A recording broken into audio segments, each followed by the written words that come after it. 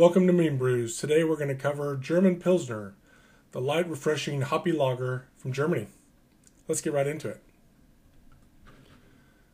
I have 24 winning recipes that I've gathered from the internet. 4 of them are best of show, 13 gold, 3 silver, 3 bronze, and 1 award-winning. Lots of data on this one. The winners ranged from 1997 to 2020, this year. So good historical data representation of the style. The BJCP style is 5D, a light-bodied, highly attenuated, gold-colored, bottom-fermented bitter German beer, showing excellent head retention and elegant floral hop aroma. When I looked at the data, I saw a bit of evolution, and I'll get into that for some specific variables of the style. The variation between recipes was minimal. This is a beer that's very straightforward, with a straightforward recipe. Here's a new chart I'm presenting. This is the descriptions from BJCP for aroma and flavor for this style. The malt aroma on a German Pils should be low to medium low, with the hop aroma ranging from medium low to medium high. There should be very little to no fermentation product aroma. The only one that they said was acceptable there were 2 actually, a little bit of DMS and a little bit of sulfur, but on the very low end of the range. The malt flavor should be medium low to medium. Hop flavor has a pretty big range from low to high. Hop bitterness should be medium to high. There should be very few esters, phenols, and no roast character. A slight roast and slight sweetness are acceptable for the style. Original gravity. BJCP range is 1.044 to 1.050. And the average for my recipes were 1.049, so on the upper end of the range. For the IBUs, the BJCP range is from 22 to 40, and the average was right at 36.4, with some of the recipes going as high as 48 IBUs. Color. The mean was 3.6. There was one recipe that kind of skewed it outside here. It was an older recipe.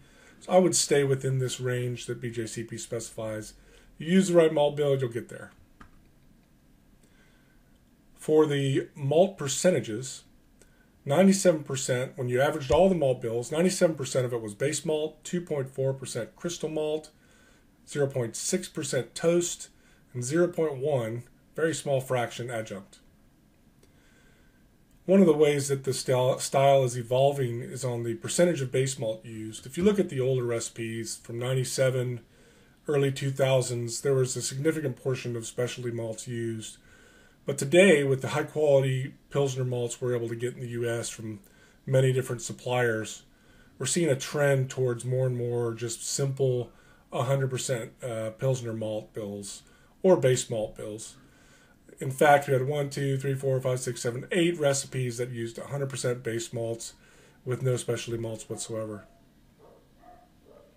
For the base malts, Pils was included in 100% of the recipes with a big range of 40 to 100%, but the average was 93.2%. There was only one recipe that used 50-50 Pils and German Pale, which is why we see this tail go so far.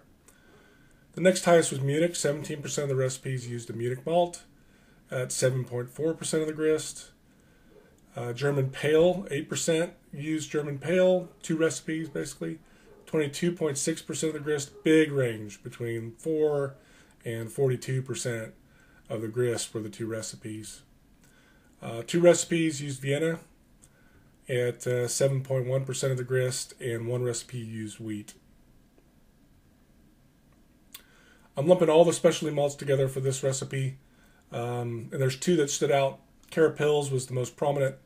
Almost a third of the recipes used Carapils at an average of 6.2% of the grist, and only a few 25% of the recipes used Melanoidin at 2% of the grist average, with a range from somewhere between 1 and 3.5.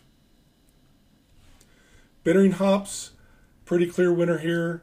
Hallertauer Mittelfrüh, 50% of the recipes used a Haller hop for bittering, and Magnum was a close second at 38% of the recipes. Some other German styles there, German hops are on the list. Satz, German Tradition, Pearl, and Spalt. Those were all used in 2 recipes each, and the rest were used in 1. Pretty much all German hops except for Liberty and Mount Hood.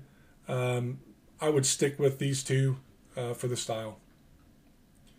Flavor hops, 67% of the recipes used a flavor hop, and again, Hallertau and Mittelfrüh, clear winner here with Satz, Tet, and Pearl taking up the tail end of that. Aroma hops, again, Mittelfrüh, the clear winner, 42%. Satz, Hersbrucker, Tet, Tradition, Spalt, all notable as well. However, Haller is the clear winner here. 83% of the recipes used aroma hops for this style. As for the rate of hop additions for the late additions, for the flavor hops, yes, 67% of the recipes used a flavor hop. The average rate was 0.2 ounces per gallon, ranging from about 0.8 to 0.4. But this is the sweet spot, 0.2. Aroma hops, 83% of the recipes used aroma hops at an average rate of 0.24 or quarter ounce per gallon. Bigger range for that, from 0.05 ounces to almost 0.7 ounces. I think you can be within this range and still produce a good product. In my recipe at the end, I'm going to stick to these averages. As for the yeast used, the most prominent is Weihenstephan 206, which is White Labs 830, Y-Yeast 2206. 3470 was the next most prominent. 22% of the recipes used 3470, which is another Weihenstephan strain. 838 and 833 were also used very prominently. And the final one was 802, which is the, I'm going to butcher that if I try to pronounce it. Yeah, so all lager strains, of course, all German strains. So choose what you like. 830 is very well proven for this style. I personally use 820 because I like 820. But if you stick with any of these, you'll do fine with this recipe. Here's a little bit different chart. I've been trying to show water chemistry. It's been difficult because the ranges are so big. So it's just a bar chart showing the parts per million of the different ions. And the average is the spike in the middle here. We'll start with calcium. For all the recipes, the average calcium was between 45 and 60, with an average of about 54, 53. Magnesium was between 1 and 8, with an average at 5. Sodium, 0 and 20, with an average of around 8.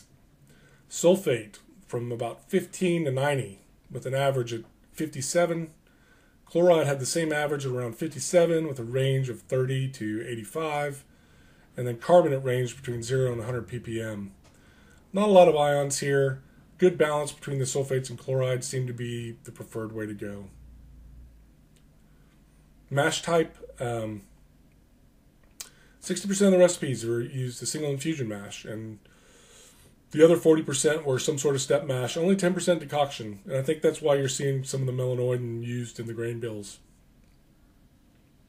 As far as the rest, there was 2 recipes that used protein rest at around 129F average. A few recipes used the beta rest with an average of 146 Fahrenheit or 63 Celsius. And all the recipes had an alpha rest with an average of 152 Fahrenheit or 67 degrees Celsius. The average time that they had these rests were 23 minutes for the protein, 43 minutes for the beta, that should say beta, and 66 minutes for the alpha rest. The average mash pH was 5.4. I try to shoot on the low end because I know a lot of German brewers, commercial breweries, shoot on the low end of mash pH. I would keep it 5.4 or lower. I personally go to 5.2. Boil duration, the average boil duration was 78 minutes. However, if you look at the trend, it's trending down. I think this is because of the quality malts we're getting. DMS precursors are less than they were even in the early 2000s. You'll see me reflecting a shorter boil than this. And I think you'd be okay with the 60-minute boil. Fermentation temperature, the average fermentation temperature was 49.5, with a range between 46 and 52. I stay right within this within my recipe, right at 49. If you look at over time, that fermentation temperature is another variable that's been changing. Over time, it's been reducing a couple degrees, and I think people are realizing they can ferment these strains cooler and get a little bit more cleaner product.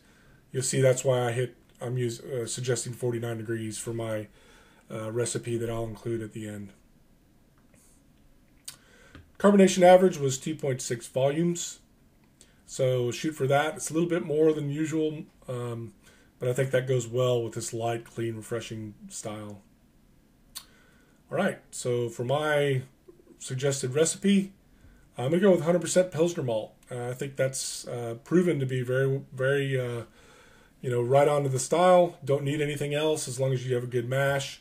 So I'm not going to put in any specialty malts.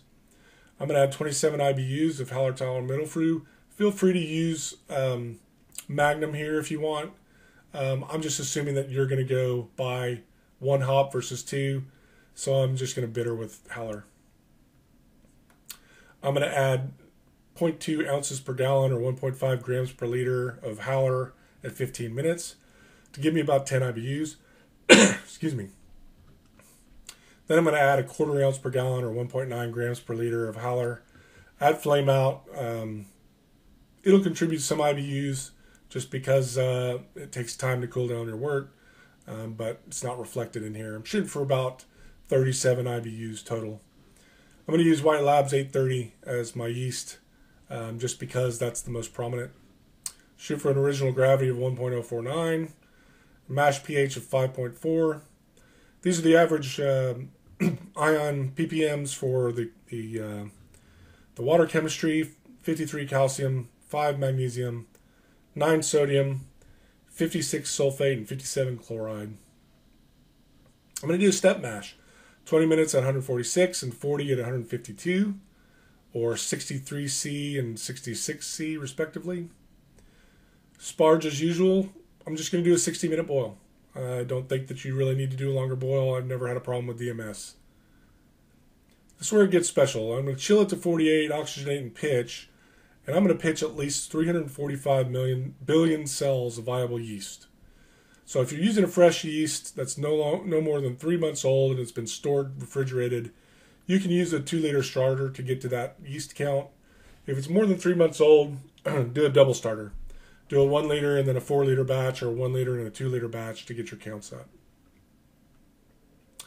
I'm going to ferment at 49 degrees, and when it starts to slow down, I'm going to raise it to 60 to do a diacetyl rest. And then I'm going to cold crash it, and I'm going to lager for at least a month, 34 or even cooler. And then I'm going to keg and bottle at 2.6 volumes. All right, that's it for that style. Let's move on to our beer randomizer and figure out what we're doing next. Ready? And Oktoberfest. Excellent. Well, thanks for tuning in for another episode of the Mean Brews. Looking forward to Oktoberfest. It's right about the time to start brewing those, so this will be a good chance for you to hone your recipes for that. Hope you tune in next week as we shoot that. See you in a week. Bye.